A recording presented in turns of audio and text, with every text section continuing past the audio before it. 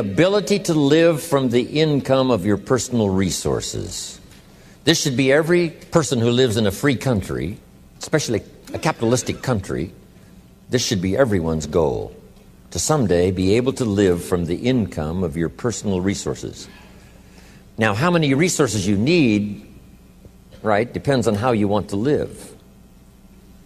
But if you wish to live modestly, it doesn't take all that many resources over a fairly brief period of time to have enough resources to live modestly.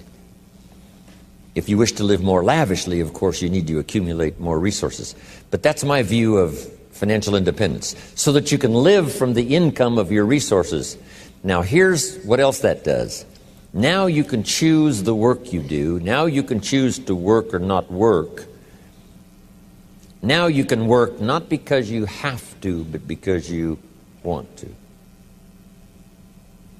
When we talk to kids about financial independence, we say, do what you have to as quick as you can so you can do what you want to as long as you can. Next key phrase. Economics is major. Everybody should major in economics because it's such a vital part of your life. A paycheck is so vital because, first of all, it provides for you and the family's survival. Second, it provides for the opportunity of success. Some people feel we shouldn't spend that much time talking about money, but we really should. Someone says, well, you know, money is the root of all evil. Not true. Here's what it really says. The love of money is the root of all evil. And I'm sure everyone here has dispensed with the idea of falling in love with money, because that serves no purpose. Here's what's noble, what money can do. The projects it can support. The relief from debt it can create. Building a financial wall around your family nothing can get through. So economics is major. The key, of course, is what you do with it. If you earn a lot, you should give a lot. Key phrase from antiquity, here's what it says. If you've been given much, now much is required. If you've been given great responsibility, much is required. If you've been given much wealth, now much is required. Everyone has to solve this about the money to go for. Should you go for the money? Should you go for success? You should earn as much as you possibly can in the reasonable time devoted to economics, job, business. Reasonable time devoted to economics, job, business, future, enterprise. With that enterprise and with that job, the key is to earn as much as you possibly can as you balance your life with everything else.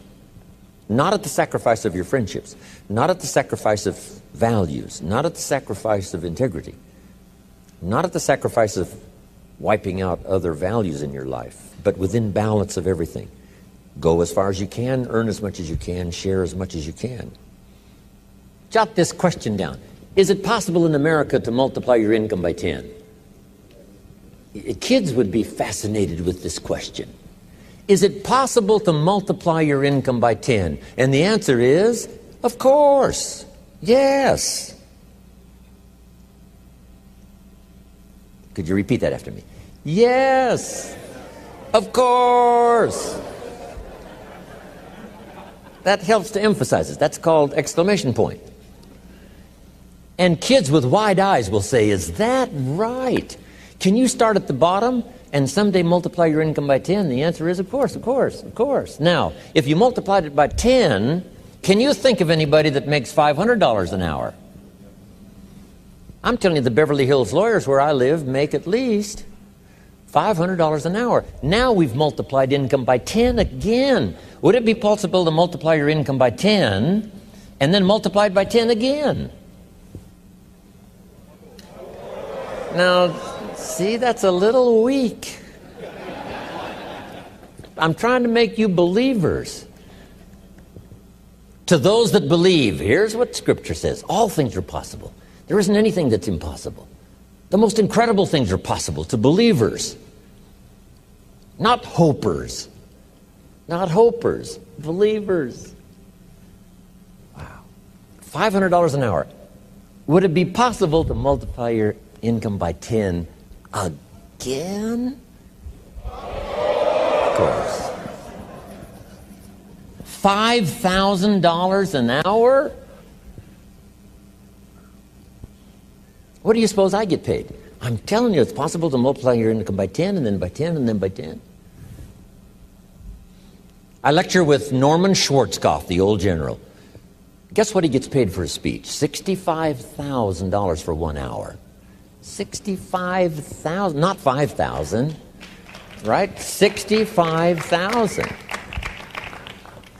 I had lunch with Colin Powell, and I was on that speaking panel for one of those multi-speaker seminars.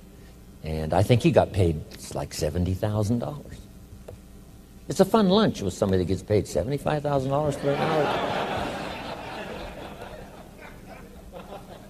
Unbelievable. Now, the person that's on up here, right, like Bill Gates and, who knows who else here, that makes $68 million in 1 year. We say, well, is that legitimate to pay someone $68 million in 1 year? And the answer is, of course.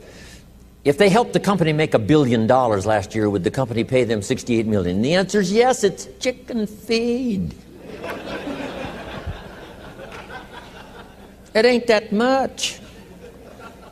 Key phrase to jot down, everything is relative. Everything is relative.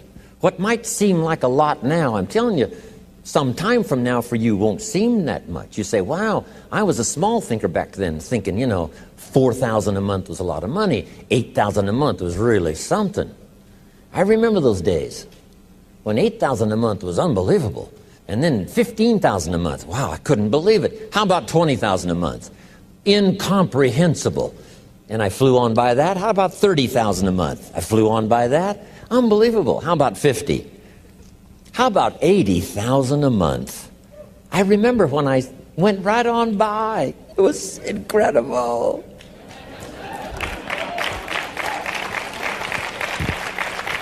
Getting paid by the week.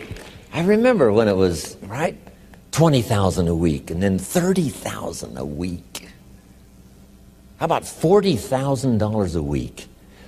How much property will they let you own? As much as you want, all you want and all you wish. Here's the country you live in. All you want and all you wish. That's about as good as we can make it. Next, here's the philosophy of the rich and the philosophy of the poor. First, the philosophy of the poor. Poor people, now this is not demeaning now, this is simply people of modest means. People of modest means tend to spend their money and invest what's left. If they have anything left over, they might save it or invest it. That's the philosophy, the poor philosophy. To spend your money, save what's left. Here's the philosophy of the rich. To invest your money and spend what's left.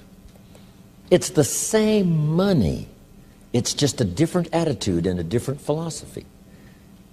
Either spend your money, save what's left, or invest your money, spend what's left. Now, here certainly is the better philosophy, to invest your money and spend what's left.